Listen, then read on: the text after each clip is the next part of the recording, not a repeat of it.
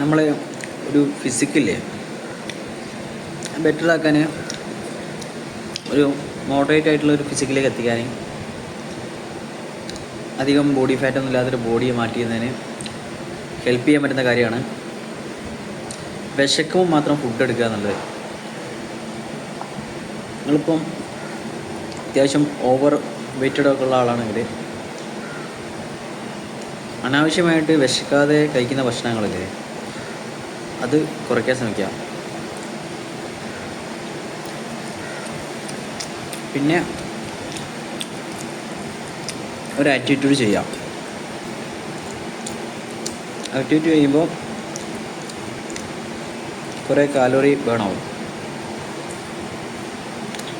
Calorie ബേണാകുന്നത് മാത്രമല്ല, അത് metabolism വർദ്ധിക്കാനും help ചെയ്യും. ഈ മെറ്റബോളിസം നിങ്ങൾ കഴിക്കുന്ന ഫുഡൊക്കെ പെട്ടെന്ന് ദഹനം ക്ലിയറാക്കാൻ കാരണമാകുന്നുണ്ട്. അപ്പം നല്ല ഭക്ഷണങ്ങളൊക്കെ നന്നായി കഴിക്കുക.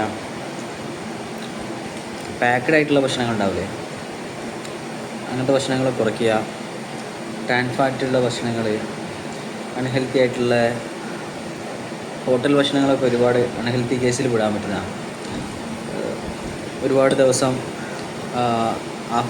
വേവായിട്ട് ഫ്രിഡ്ജിൽ സൂക്ഷിക്കുകയും അതുപോലെ തന്നെ വീണ്ടും വീണ്ടും ഒരേ എണ്ണയിൽ തന്നെ തിളപ്പിച്ച് അങ്ങനത്തുള്ള ഭക്ഷണങ്ങൾ ഇഷ്ടം പോലെ ഉണ്ട്.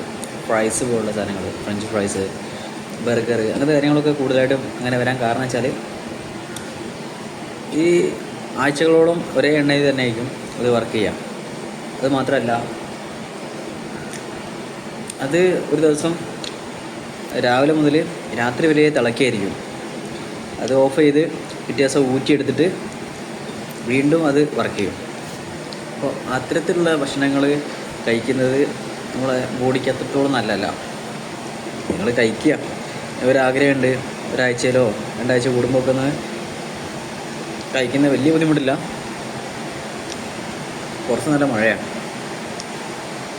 ഞാൻ ഭക്ഷണം കഴിക്കുകയാണ്.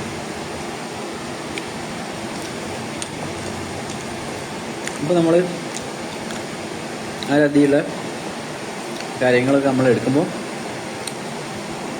അതിനുള്ള വ്യത്യാസം നമ്മളുണ്ടാവും.